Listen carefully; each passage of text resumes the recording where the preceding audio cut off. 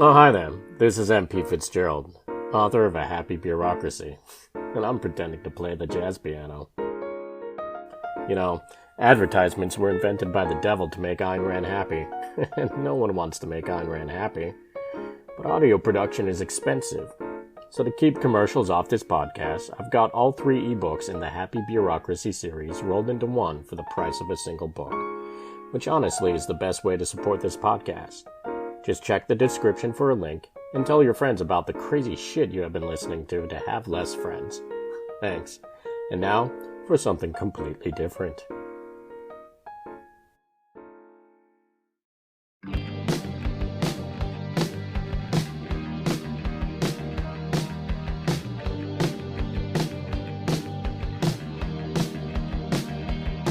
A Happy Bureaucracy by M.P. Fitzgerald. Narrated by Gary Bennett. Author's note: strewn between drug use, groin malice, and cursing on a level tantamount to sacrilege are gratuitous mentions of bureaucracy. These bureaucratic references may not be for the weak of heart. Chapter 12.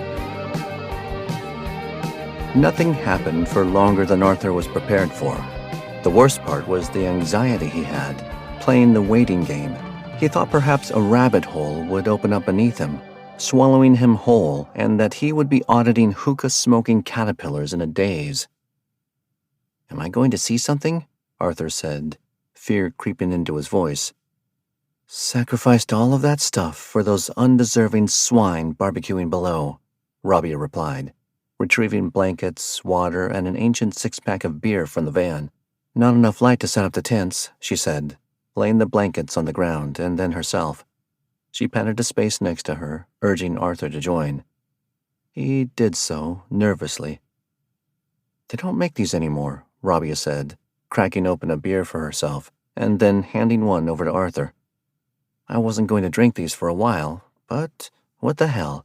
We are probably going to die tomorrow anyways." "You don't have to go," Arthur said. "The hell I don't. We get that book and we can end some suffering on a massive scale. That alone is worth the risk. Plus, someone needs to keep your dumb ass alive." The drugs hit hard, and neurons in Arthur's brain fired off a 21-gun salute every half minute. The infinite span of stars shone brighter, and the endless void that they resided in became less monstrous and more wondrous. He was at once aware of how cold he was in the night's air, and how vulnerable the earth he lay on was as it hurtled through space. The feeling was good, but it was incredibly lonely. His mind reeled back and forth in waves of ecstasy and helplessness, each one cresting higher than the other, and neither was more crushing than the hope he felt. He had been a caged man today, caged as a slave to be sold, and caged in the routines and rigid structure of the IRS. It had occurred to him that, at this moment, for the first time in his life, he was finally free. The underground concrete hallways of the IRS bunker had been structured to keep him moving upwards in a hierarchy, but always at the mercy of it. Freedom was not at the top of this ladder, as he had sorely learned sitting next to DeWitt in the slaver camp. He had said yes to everything that had ever come to him in paper form, while the planet around him whimpered its last breath. How much of his finite time had he traded, counting other people's numbers for a note of currency from a dead era? It wasn't until he was surrounded by a literal cage that it had occurred to him that he was never at the helm of his own life. Sure, a portion of that was mere survival, but that was a charge everyone in the United Wastes had to deal with. And still, there were those who found a way. Euphoria weighed down on his body, and the 21-gun salute firing off neurons in his brain had become a constant, rapid fire of buckshot. It was just him and the lonely, far-away, dead stars. He shivered from the cold, even though he was wrapped in a blanket. He was suddenly fully aware of every detail of his tactile senses and found the chill impossible to ignore. Rabia pressed her warm body against his, which took the nip out of his chill and displaced his sense of being utterly alone. Rabia. Somehow free, self-destructive, mad even, but she had retained her humanity.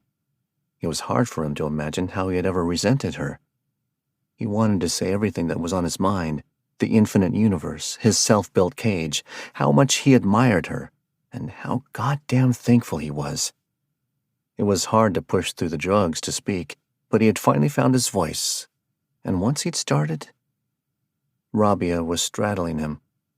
"Once we get talking with this high-powered beast, neither of us is going to want to stop," she said, her warm body pressed against his.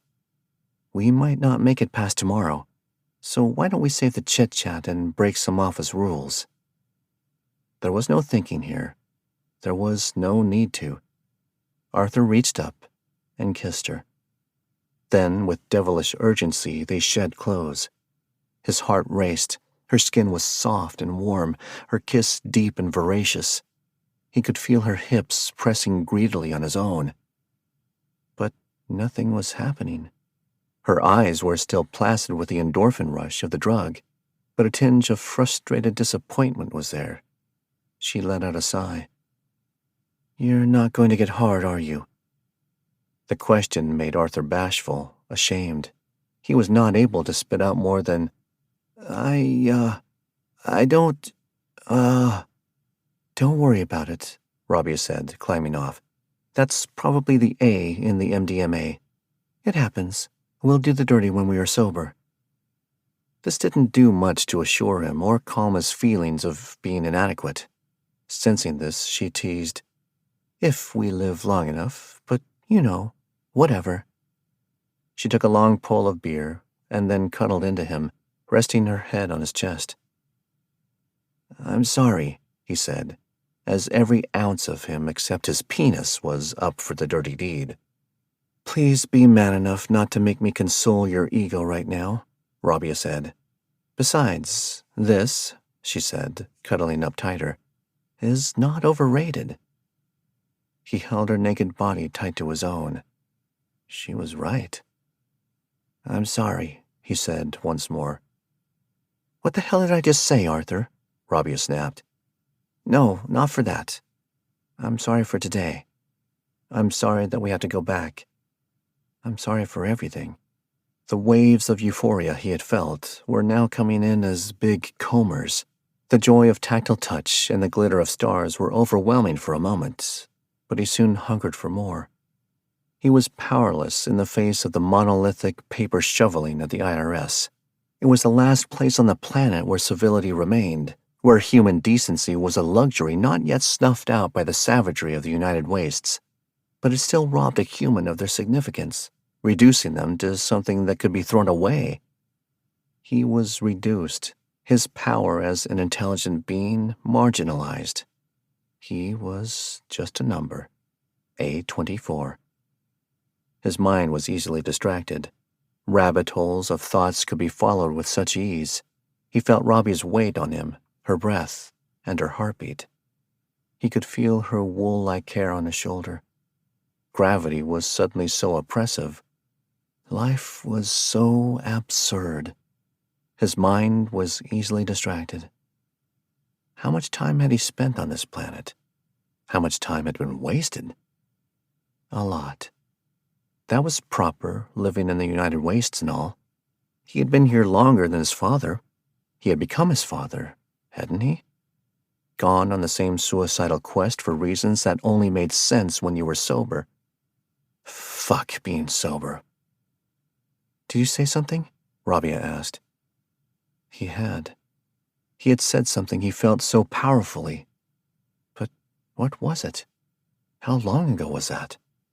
How long had it been since she asked him if he had said anything? Was that a moment ago?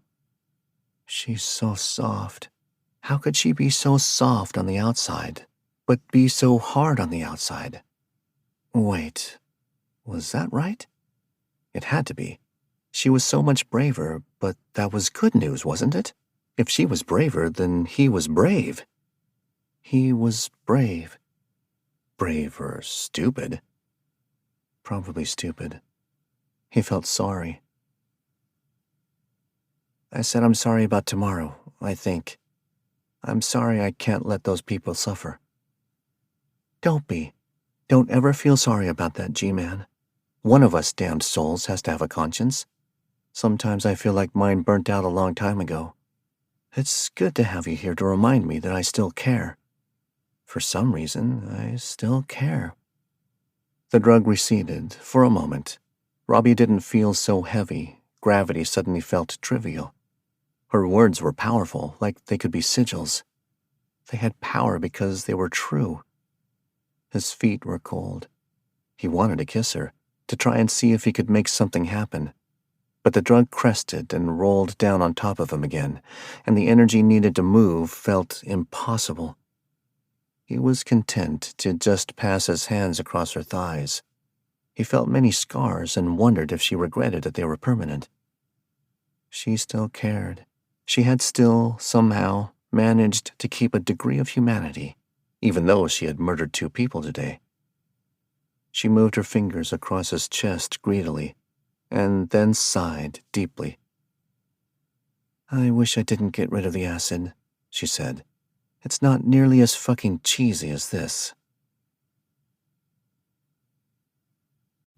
About the author. M.P. Fitzgerald is an author and humorist dedicated to injecting the feverish gonzo style into fiction. You can get Memos from the Wasteland, which is the official prequel to this book, free. It contains hilariously bleak office drama, Rabia's diary, and Arthur's last letter from his father. To get your copy, just head over to his website at mpfitzgerald.art. You'll also get free updates on future audiobooks and more. We hope you have enjoyed A Happy Bureaucracy by M.P. Fitzgerald, narrated by Gary Bennett. Text copyright 2019 by M.P. Fitzgerald. Production copyright 2021 by M.P. Fitzgerald. Music by Dust Mice. Available on all streaming services and dustmice.bandcamp.com.